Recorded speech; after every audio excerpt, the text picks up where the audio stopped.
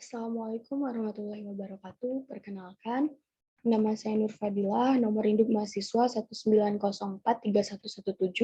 Saya berasal dari jurusan akuntansi Fakultas Ekonomi Universitas Negeri Padang. Baiklah, di sini saya akan menjelaskan tugas sistem informasi manajemen yang bersumber dari buku Laudon dengan case study yang berjudul The Global Internet Goes Multimedia.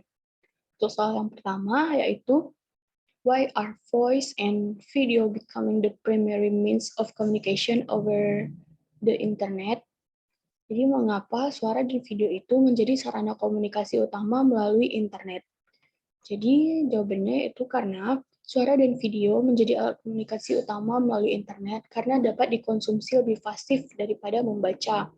Jadi bagi banyak orang, termasuk mereka yang tidak bisa membaca dan menulis, menjadi lebih mudah berkomunikasi melalui gambar dan suara daripada melalui teks. Terus soal yang kedua, how will this trend impact companies trying to do business worldwide? How will it affect the way they run their business and interact with customer? Jadi bagaimana tren ini akan berdampak pada perusahaan yang mencoba melakukan bisnis di seluruh dunia? Bagaimana hal itu akan mempengaruhi cara mereka menjalankan bisnis dan berinteraksi dengan pelanggan?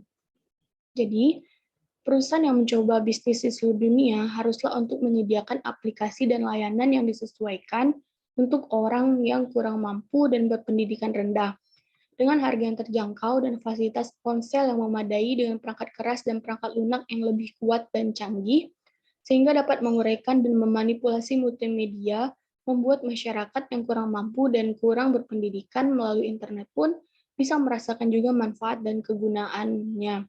Jadi perusahaan bisa memasarkan produknya secara global dengan berbagai macam dan jenis produk. Aplikasi yang dimasukkan ke dalam ponsel pun merupakan aplikasi yang mudah digunakan, yang telah dirancang secara eksplisit untuk kondisi lambat dan penyimpanan data minimal, seperti aplikasi yang ada di ponsel Mr. Sing.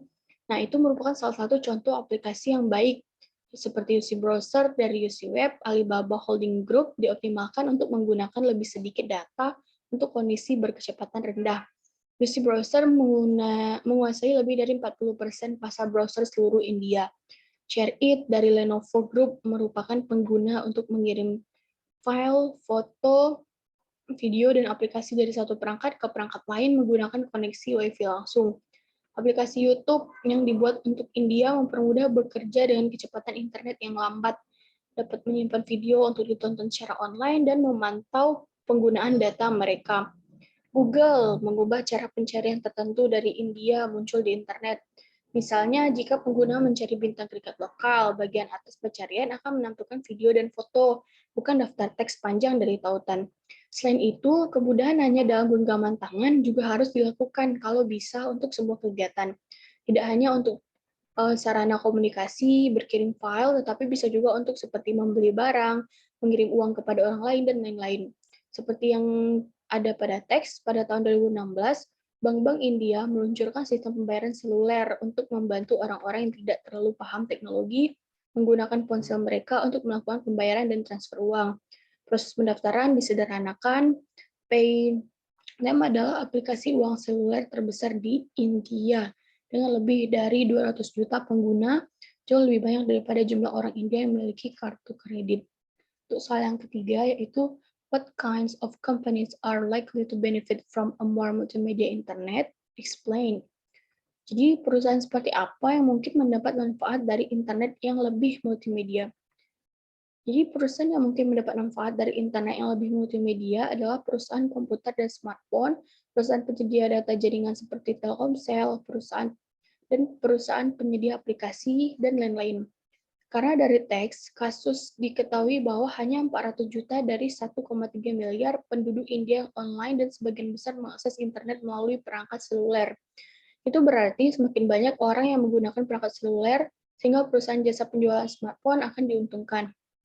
Sing menggunakan aplikasi seperti JC Browser, MS Player, dan ShareIt yang telah dirancang secara eksplisit untuk koneksi lambat dan penyimpan data minimal, menggunakan YouTube, Google, dan MS Player untuk mencari acara dan klip di internet. Komunikator berpengaruh akan semakin mengandalkan podcast, Instagram, video YouTube, dan aplikasi seperti HHQ Trivia Facebook juga telah membangun versi yang lebih ringan dan lebih hemat data untuk pasar negara berkembang seperti halnya LinkedIn. LinkedIn Lite adalah aplikasi yang tidak terlalu banyak data bekerja pada ponsel 2G dan akan membantu kerja kantoran menemukan pekerjaan. Hal tersebut merupakan berbagai jenis aplikasi yang dapat digunakan orang-orang untuk memudahkan kegiatannya di smartphone-nya. Jadi akan semakin banyak orang-orang yang akan mendownload aplikasi yang mereka butuhkan. Nah, aplikasi-aplikasi tersebut biasanya akan dapat digunakan ketika ponsel memiliki data internet. Jadi kalau tidak memiliki data internet, maka tidak bisa digunakan. Hal itu akan membuat perusahaan penyedia jasa jaringan data internet akan semakin banyak dicari dan dibeli oleh orang-orang. Mungkin itu saja penjelasan dari saya. Apabila ada kesalahan, saya mohon maaf. Apabila ada kebenaran, itu datang dari Allah Subhanahu wa Ta'ala. Wabillahi taufiq wal hidayah. Wassalamualaikum warahmatullahi wabarakatuh.